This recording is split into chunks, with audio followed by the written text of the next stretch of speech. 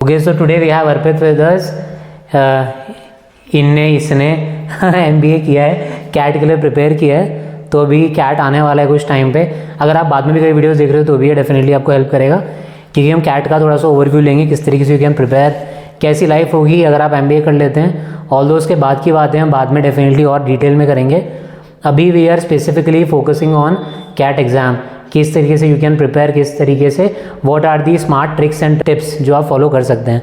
सो एक बार अर्पित अपने बारे में थोड़ा बताएंगे, then we'll start with our questions.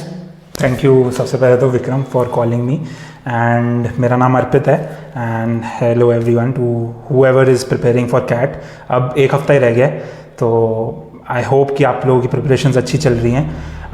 मैं ऐसे एक्सपर्ट नहीं हूँ कैट एग्ज़ाम का या किसी भी तरीके के एग्ज़ाम का, बट आई विल ट्राई कि जब मैंने कैट दिया था काफ़ी साल हो गए हैं, 6-7 साल पहले, बट आई विल ट्राई कि कुछ ऐसी ट्रिक्स हों, जो कुछ ऐसी टिप्स हों जो मैंने यूज़ की थी अपने प्रिपरेशन के टाइम पे, मैं वो बताने की कोशिश करूँगा. And if it helps you then okay. तो मैं बहुत सारे एक्चुअली क्वेश्चंस हैं, तो हम बहुत स्पेसिफिकली उन्हीं के आंसर लेंगे, जिससे कि वो क्वेश्चंस का बहुत ज़्यादा इधर उधर हम ना जाएं, स्पेसिफिक टू द पॉइंट चलें, जिससे कि आपका भी ज़्यादा टाइम वेस्ट ना हो. Okay, so will start with the first question of ours, that is can you tell us about your CAT preparation journey. किस तरीके से शुरू हुआ, एंड तो डेफिनेटली MBA करके हुआ, बट किस तरीके से शुरू हुआ. Yeah so it was way back in 2016 जब मैंने सोचा कि I should prepare for CAT. And काफ़ी पहले मेरे को पता चल गया था कि मेरे को कैट देना है, एंड मैंने उसका प्रिपरेशन भी काफ़ी टाइम पहले स्टार्ट कर दिया था, ऑलमोस्ट 1 साल पहले. So I appeared for CAT 2017 and I knew in 2016 that I have to prepare for CAT. तो 1 साल का ये जर्नी था. तो उसमें सबसे पहले तो आपको जब रियलाइज़ होता है कि आपको कैट करना है, तो आप सर्च करते हो व्हाट इज़ कैट का स्ट्रक्चर क्या है, कौन सी कोचिंग्स हैं जो आपको कैट दे सकती है, कौन सी मटेरियल्स हैं जो आप यूज़ कर सकते हो उनको. तो वही सब चीज़ें मैंने पता किया, एंड देन पता चला कि एक कोचिंग है जिसमें मैं एनरोल हो सकता हूँ एंड स्टार्ट कर सकता हूँ. तो बेसिक यही था. I started with coaching and I started with the practice, and then I appeared for the CAT exam. Okay, so आप कोचिंग ले सकते हैं अगर आपको लग रहा है अभी इतना टाइम नहीं है, तो there are definite a lot of sources जिनके बारे में बात करेंगे अभी सब्सिक्वेंटली जब हम आगे बढ़ेंगे. What inspired you to appear for the CAT exam. I think inspiration तो एज सच याद नहीं है, अगर उस टाइम था भी तो, बट आई फील कि मेरे को हमेशा से ये लगता था कि MBA is my calling, and that's why जब भी आप कोई कोर्स के बारे में सोचते हो तो आप ये सोचते हो कि अच्छा ओके ये पर्टिकुलर कोर्स है, तो इसके लिए बेस्ट क्या है. तो CAT was definitely one of the top examination जिसके थ्रू आप MBA के कॉलेज में you could take an entrance. तो definitely CAT was one of them, and दूसरे एग्जाम्स जो और भी होते हैं. तो आई थिंक इंस्पिरेशन तो ऐसा सच नहीं था, बट मेरा मन था MBA करने का, तो yeah I appeared for CAT. Okay, what was your overall strategy for preparing for the CAT exam. Overall strategy यही थी कि कुछ चीज़ें ऐसी होती है जो आप प्रैक्टिस से परफेक्ट करते हो, एंड कुछ चीज़ें फिर ऐसी होती है कि जिनमें आपको सीखनी पड़ती हैं फ्रॉम स्क्रैच. तो आई थिंक मेरी हमेशा से मैथ्स बहुत स्ट्रॉन्ग था, एंड क्वांट्स का मेरे को शौक था सॉल्व करने का. एंड जब हम लोग साथ में बीटेक भी कर रहे थे, तो we used to appear in a lot of interviews जहाँ पे क्वांट सबसे पहला तो राउंड होता था, या सबसे पहले एक स्क्रीनिंग काइंड ऑफ एग्ज़ाम रहता था. तो क्वांट्स मेरा हमेशा से ही स्ट्रॉन्ग पॉइंट था. मैथ्स मेरे को बहुत पसंद था, and then verbal ability was also one of the things की जो मेरे को बहुत पसंद था सीखना, एंड उसमें बेटर होना. तो आई थिंक हाँ ये सब चीज़ें थी जो मेरे को पहले से आती थी. तो आई स्टार्टेड प्रैक्टिसिंग मोर. मैंने सॉल्व करना स्टार्ट किया, जिस तरह के क्वेश्चंस आते हैं कैट के एग्ज़ाम में, I started solving them, I started focusing on them more. पढ़ना, reading comprehensions, solving logical ability, puzzles, तो ये सब बहुत पसंद था. तो I started doing these things, and then as and when time passed, curriculum के हिसाब से I started preparing for these things, and then mocks वगैरह देखे. Definitely is quant was really strong. हमारी कॉल में इवन जब कंपनीज भी आती थी, तो the strategy used to be कि लॉजिकल मैं देखता था, then English one of our friends जो था Shreyansh, and he used to take care of the English mainly, है ना. बाकी मैथ्स तो इसको आती थी, तो ये था कि हम देख रहे हैं जो चीज़ें, उसके अलावा सारी ये देख रहा है. Then there was one Tanmay as well, he was busy with some other stuffs. तो that was the case. Okay, how did you prioritize the 3 sections: verbal ability, quantitative ability, and data interpretation and logical reasoning? I think सबका अपना अपना perspective हो सकता है इसमें, क्योंकि आई think सबसे मेन चीज़ जो लोग फोकस करना भूल जाते हैं जिस चीज़ में, specially for CAT, they think about maths या quants, verbal ability and then DILR. But एक और चीज़ है जिसके बारे में लोगों को पता नहीं है, जिसकी लोग प्रैक्टिस नहीं करते हैं, एंड जो बहुत इंपॉर्टेंट है, which is prioritising and scheduling. तो ये एक बहुत इंपॉर्टेंट चीज़ है. तो सबसे पहले जो भी देख रहे हैं व्यूअर्स, मैं उनको ये कहना चाहूँगा कि आप play to your strengths, prioritize करो कि आपका स्ट्रॉन्ग पॉइंट क्या है, एंड देन उस पर सबसे ज़्यादा फोकस करो. तो आई थिंक मेरा जैसे for me it was quants, so I focused a lot on my strengths. तो मैंने क्वांट्स के जितने भी मटीरियल है या क्वांट्स के जितने भी सब्जेक्ट्स थे या जितने भी चैप्टर्स थे, I revise them a lot, क्योंकि मेरा वो स्ट्रेंथ था. So I use to do that first, and then I progress to VARC, क्योंकि मेरे को रीडिंग कॉम्प्रिहेंशन बहुत पसंद है. मेरे बचपन से ही हैबिट है न्यूज़पेपर पढ़ने की. तो फिर क्या होता है कि जब आप पढ़ते हो इंग्लिश न्यूज़पेपर ना, तो it's almost similar to how a reading comprehension is, क्योंकि बड़ा सा एक फॉर्मेट रहेगा. एंड कई लोगों को ना डर लगता है RC देख के, टू बी ऑनेस्ट. मुझे भी लगता था पहले, क्योंकि वो इतना बड़ा होता है, एंड दे फील लाइक कि यार क्लॉक इज टिकिंग, एग्जाम का प्रेशर है, टाइम का प्रेशर है, जल्दी जल्दी से करना है. तो लोग सोचते हैं कि RC छोड़ देता हूँ. बट RC में सबसे ज़्यादा बड़ा बोनस की बात यह है कि अगर आप वो पूरा पढ़ लेते हो 2-3 मिनट में, if you can finish it, you will get 4 questions जो उस पर बेस्ड हैं, उस टेक्स्ट पे. तो I think RC is a very good thing to attempt. So definitely RC हो गया, या DI के जो लॉन्ग सेट्स होते हैं, जितना लॉन्ग सेट होगा DI का उतना ईजी भी होगा. तो ये कुछ चीज़ें हैं जो लोगों को पता नहीं है, और लोग उसकी लेंथ देख के, लेंथ ऑफ द क्वेश्चन देख के वो स्किप कर देते हैं. बट आई फील कि RC एंड DI के जो लॉन्ग सेट्स हैं, they are very important and they can give you bonus marks. Definitely, as you have your own strength and weaknesses, तो उसके हिसाब से वो प्रायोरिटाइज करना है. If quants is your strength, go for that. If English is your strength, go for that. पर इसका मतलब ये बिल्कुल नहीं है कि आप दूसरी चीज़ को एकदम ही इग्नोर कर दो, है ना. Okay, now we have, did you follow any specific daily routine और time table? I think with time ये चेंज होता है. जब आपको पता है कि अभी 3-4 महीने हैं कैट में, तो you can invest like 2 to 3 hours every day. जैसे जैसे 1 महीना या 2 महीने पास आ जाते हैं, तो you can start spending more time, 5 to 6 hours. And then last month में what you can do is appear for more mocks instead of starting something new. And अब तो 1 हफ्ता ही रह गया है, तो आई फील कि क्या करना चाहिए जो भी प्रिपेयर कर रहे हैं, तो डोंट स्टार्ट एनीथिंग न्यू. कोई भी नए कॉन्सेप्ट पे अपना दिमाग मत लगाओ. जो आप लोगों ने ऑलरेडी प्रैक्टिस कर लिया है, try to make it more perfect. Try to appear for as many mocks as possible. जितने भी आप मॉक्स दे सकते हो, जितने भी आप मॉक टेस्ट दे सकते हो, एंड मेक श्योर कि you do it on the screen and not on physical paper, क्योंकि it's a different ball game all together. जब आप स्क्रीन के सामने बैठे हो, एक क्वेश्चन यहाँ पढ़ रहे हो, पर सॉल्व यहाँ कर रहे हो, तो उसमें काफ़ी डिफरेंस होता है. तो you can practice it on the screen only. और बहुत सारे आजकल अवेलेबल हैं ओपन प्लेटफॉर्म्स जहाँ पे you can get mocks like that. I was about to ask this कि विच बुक, स्टडी मटेरियल्स और online platforms you would recommend?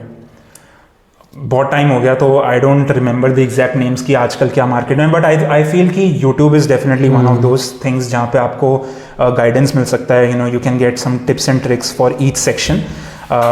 मॉक्स के लिए you have a lot of platforms. I know one platform which is crack you. तो उनके mock series है, उनके mock test हैं that you can appear for. तो काफ़ी आई थिंक, एंड जो लोग देख रहे हैं उनको मुझसे ज़्यादा पता होगा. आई फील कि जो रिसोर्सेज हैं, तो definitely there are many resources, but make sure कि उनकी कोई ऑथेंटिसिटी है. आई फील कि instead of just rushing in to any test series, make sure कि उनकी कोई ऑथेंटिसिटी है, कोई बैकिंग है, and you are also solving previous years papers. I think वो भी एक बहुत इंपॉर्टेंट चीज़ है. तो वो that is available on any website, so you can go for those. Okay, there is one perception that you have to keep attempting mock tests. So how important are mock tests firstly, and how often should one take them? Mock test important तो बहुत है, and you should definitely appear for those. But ज़्यादा भी नहीं करना है, क्योंकि you don't want to burn out before the exam, specifically now that we have just 1 week लेफ्ट. तो I would definitely not recommend 1 mock test every day, but definitely 2 or 3 mock tests a week I think will be very good. And burnout नहीं होना है आपको. And one more thing that I just wanted to add in here is कि I think इस बार जिस तरह का structure है, I think we have 3 sessions if I'm not wrong for CAT, morning, afternoon and evening session. तो आप जिस भी सेशन में अपीयर कर रहे हो, मेक श्योर कि you are taking mocks at that same time, क्योंकि इसमें बहुत फ़र्क पड़ता है. And I will just give my example. So I am a morning person. मैं सुबह सुबह उठ के I use to do all my practice, all my mock test I use to give in morning. And जब मेरा slot आया, that was an afternoon slot, and I had lunch, and then I went for the exam, and I was feeling damn sleepy during the exam. So I think, and still got good score. Yeah, that was luck maybe, but sorry. So but what I will suggest to all the people who are preparing is कि try to take mocks at that same time जो आपका slot आया है. अब तो आ गया होगा, I think admit cards वगैरह आ गए हैं, तो जो आपका slot है आप उसी टाइम पे कोशिश करो एग्जाम लेने की, so that your mind is prepared कि उस टाइम आप कैसा फील कर रहे हो and कैसा परफॉर्म कर रहे हो. बिल्कुल. So what are your tips for improving quantitative ability? Practice. I think quants के लिए to be very honest nothing but practice. Don't pick up a new topic for sure. कुछ हैवी टॉपिक्स हैं, heavy weightage वाले topics हैं, जैसे I think arithmetic and algebra I think and geometry as well. तो ये कुछ topics हैं जो बहुत हैवी वेटेज होते हैं. तो एरिथमेटिक में आपका आ गया time, distance, speed, arrangements and all that. And then algebra में you have all these things like polynomials, 2D geometry, 3D geometry. तो आई थिंक इन सब का आपको प्रैक्टिस करना चाहिए, because these are heavy weightage topics. Compound interest, simple interest, ये इनके questions हर साल आते ही हैं, इस बार भी आएंगे. तो I think practice is the only thing. जितने क्वेश्चंस आप लगा सकते हो डेली बैठ के, the more questions you can solve the better. Definitely. Now how can one excel in verbal ability and reading comprehension? I think verbal ability, reading comprehension में I would suggest कि out of 24 questions that are there, I think major उसमें RC होता है. I think 3 or 4 RCs are there, I'm not sure. तो I feel कि आपको RCs attempt definitely करने चाहिए. At least out of those 4, try to attempt 2 to 3 RCs, क्योंकि एक RC करने पे you will get 4 questions correct. एक भी RC आपने ढंग से पढ़ लिया तो 4 question डलने से you can complete. So I feel कि RCs important है. And one another strategy that I used, while I was attempting the exam is I went for the RC first thing. Although my strength was quants, but मैं सबसे पहले जाते ही exam में मैंने RC solve किया, because जब आप exam में पहुंचे हो आपका अटेंशन स्पैन सबसे ज़्यादा है, and your mind is more focused at that time. When you are not getting the answers correct, and when you are not able to solve, panic comes in, and you are not able to solve at that speed. तो I think सबसे पहले जाते ही आप लोग RC करो. I think उससे बहुत benefit होगा, क्योंकि एक RC आपने ढंग से पढ़ लिया, 4 क्वेश्चन सॉल्व होंगे, एंड जो आपको self boost and self confidence मिलेगा, that will help you in other sections as well. Definitely. So same strategies worked for you in data interpretation and logical reasoning? या आई थिंक डेटा इंटरप्रिटेशन में big sets को देख के generally people feel कि it's not worth our time and things like that. But जितना बड़ा data set होता है उतना ईजी होता है उसको सॉल्व करना. The only thing you have to see is कि can you convert that graph into a readable format जिसमें आप कंफर्टेबल हो, लाइक अ टेबल और like a arrangements of sort. तो आपको बस चार्ट रीड करना है एंड उसको टेबल में कन्वर्ट करना है, and you will get the answer. And generally data interpretation में the options are very wide, very far off from each other. तो आपका एलिमिनेशन रूल भी वहाँ पे काम आता है, एंड इट्स जनरली MCQ.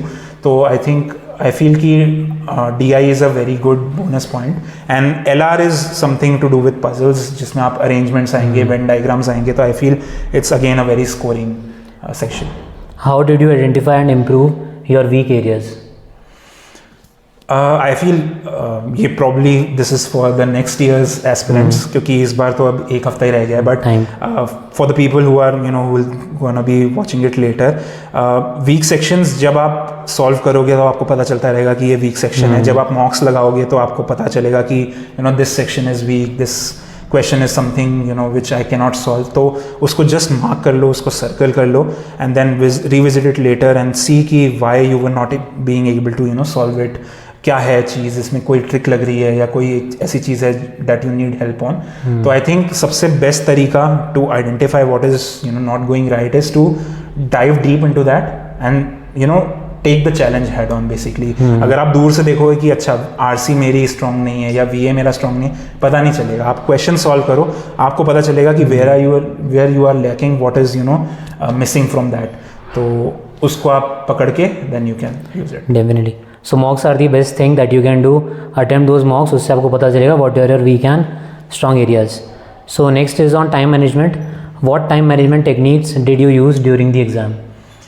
हाँ, during the exam, so when I used to give और when I used to practice and when I give CAT, उस समय 3 घंटे का पेपर होता था and we used to have 120 questions. अब आई थिंक फॉर्मेट चेंज हो गया. I think it's 120 minutes, 2 hours and 66 questions if I am not wrong. तो सिंपल सी मैथ है यार, एंड मैं तो मैथ का ही बंदा हूँ, तो सिंपल सी मैथ्स है इसमें. Just divide the number of minutes by the number of questions and you get I think less than 2 minutes for each question. तो उन 120 मिनट्स को divide into 3 sections, VARC for 40 minutes, quants for 40 minutes, and then remaining 40 minutes for DILR. So whenever you are practicing your mocks also, so give time to sectional weightage as well. तो आप एक section पकड़ के उसको 40 minutes में complete करने का try करो, instead of doing the whole paper in 2 hours. वो तो एक है ही, बट उसके साथ also try to complete one section in 40 minutes. इससे आपको क्या पता चलेगा कि you just have to go to your strengths. जो आपको क्वेश्चन लग रहा है, पढ़ के समझ में आ रहा है कि ये आप सॉल्व कर सकते हो, उसको सॉल्व करो. जो लग रहा है कि थोड़ा ट्रिकी है and will take some time, just skip it, revisit it later if you get time. So इससे what you will do is कि VARC के जो 24 क्वेश्चंस हैं, you have to complete them in 40 minutes and keep this time limit.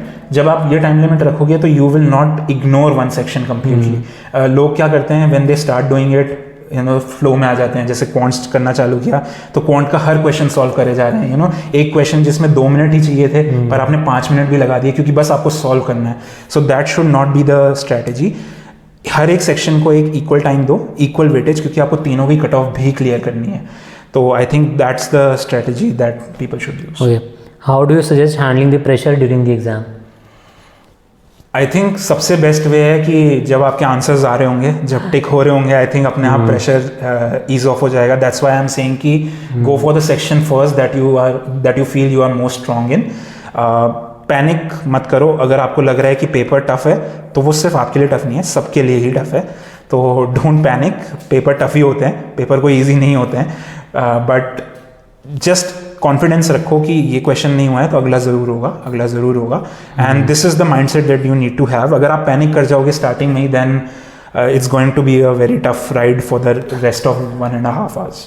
Definitely. So this question has already been answered, but still I'll ask again. What's the best way to approach tough or confusing questions? जब मैं prepare करता था तो one advice that I got from the teachers that were around और the people that were around were कि जिसमें trick है, जिसमें आपको बहुत टाइम लग रहा है, that question was purposely put there to confuse you and to distract you and to set you off from your path. तो किसी क्वेश्चन में आपको कैलकुलेटर खोलना पड़ रहा है, या किसी क्वेश्चन में आपको लग रहा है कि इसमें 5 से 7 मिनट लगेंगे, वो क्वेश्चन नहीं करना है.